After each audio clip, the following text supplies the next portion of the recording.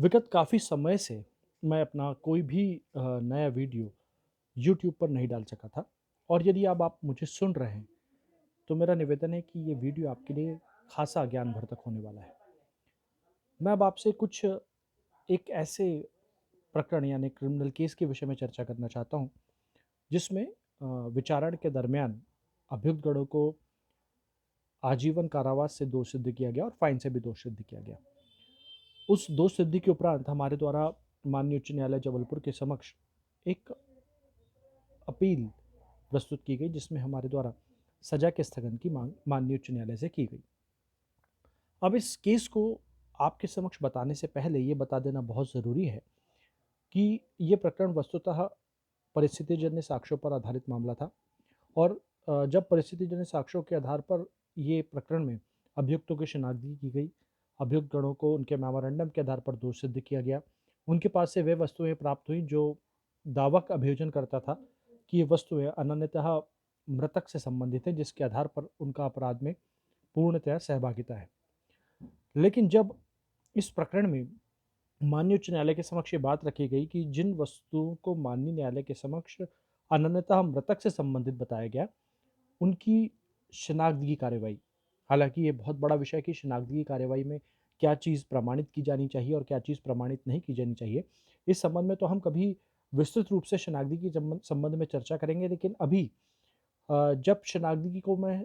सरल शब्दों में समझाऊं तो वो होती है पहचान कार्रवाई। अब पहचान कैसे स्थापित की जाएगी, इस संबंध में जब माननीय उच्च न्यायालय के समक्ष ये तर्क प्रस्तुत किए गए कि ये वस्तुएं जिन्हें अभियोजन दावा करता है कि ये अनन्यता मृतक से संबंधित हैं, इस संबंध में मृतक के परिजनों के द्वारा उचित स्पष्टीकरण और संभाव्य स्पष्टीकरण विचारण न्यायालय के समक्ष प्रस्तुत नहीं किया गया है और वे संदेह से परे ये तथ्य नहीं बता पाए हैं कि ये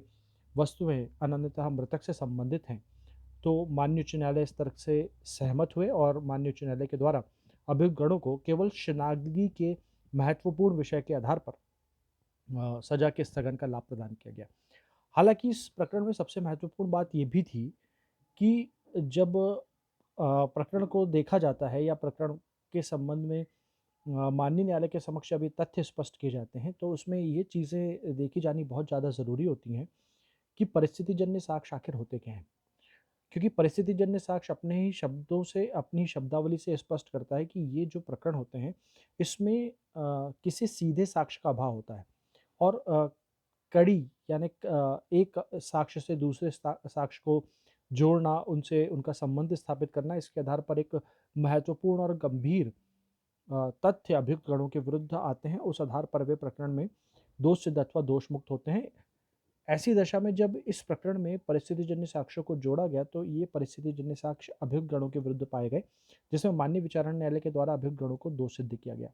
लेकिन जैसा कि मैंने भी आपको थोड़ी देर पहले बताया कि उक्त प्रकरण में जिस परिस्थितिजन्य साक्ष्य यानी कि मृतक से संबंधित वस्तुओं की शिनाख्तगी को संदेह के आधार पर रखा गया और प्रथम दृष्टया ये पाया गया कि शिनाख्तगी का जो तथ्य था वो अभियुक्त गणों के विरुद्ध प्रमाणित नहीं हो पाता था। ऐसी दशा में माननीय उच्च न्यायालय के द्वारा अभियुक्त गणों को सजा का स्थगन प्रदान किया गया। ये मेरा एक छोटा सा प्रयास था कि मैं आपको बता सकूं कि किसी भी प्रकरण में जब भी आप परिस्थितिजन्य साक्ष्यों की बात करते हैं या जब बात होती है शिनाख्तगी के विषय में,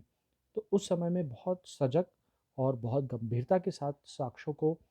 चुनौती देने की आवश्यकता होती है और जब आप साक्ष्यों को गंभीरता के साथ चुनौती देते हैं, तो कहीं न कहीं निश्चित तौर पर माननीय न्यायालय उस चीज़ को बहुत एप्रिशिएट करते हैं और उस आधार पर आपको और आपके अभियुक्त को उसका लाभ मिलता है। आशा है कि आपको मैंने जो ये वीडियो के माध्यम से जानकारी प्रदान की है, वो पसंद आई। लेकिन भविष्य में हम अभी मेरे द्वारा आपको एक अच्छी जानकारी दे दूँ कि मैं एक माननीय उच्च न्यायालय के समक्ष गया था, जहाँ पर मेरे द्वारा आजीवन कारावास से दोषित व्यक्ति के लिए क्रिमिनल अपील में बहस की। अगर उसका निर्णय भी, जो भी निर्णय आता है, माननीय उच्च न्यायालय जो भी निर्णय सुनाते हैं, यदि वो पक्ष में आता है तो भी और यदि वो विपक्ष में आता है तो भी, ये जानकारी आपसे ज़रूर साझा करूँगा। आपके प्रेम और विश्वास का मैं सदैव ऋणी हूँ। अगर आपने मेरा चैनल सब्सक्राइब, ये हालाँकि एक ऐसी बात है कि चैनल सब्सक्राइब करना और उसको देखना, मैं इस संबंध में आपसे सिर्फ इतना निवेदन करूँगा कि यदि आप मेरे वीडियो तक आए हैं और आपको ये जानकारी अच्छी लगी है, तो कृपया कर जो विधि के विद्यार्थी हैं अथवा जो प्रैक्टिस कर रहे हैं, वो भी गंभीरता के साथ इस वीडियो को देखें और अगर आपको ऐसा लगता है कि ये जानकारी अन्य भी साझा की जा सकती है तो उसको अवश्य करें। मैं आपका अधिवक्ता पीयूष शर्मा आपको सादर अभिवादन करता हूँ। नमस्कार।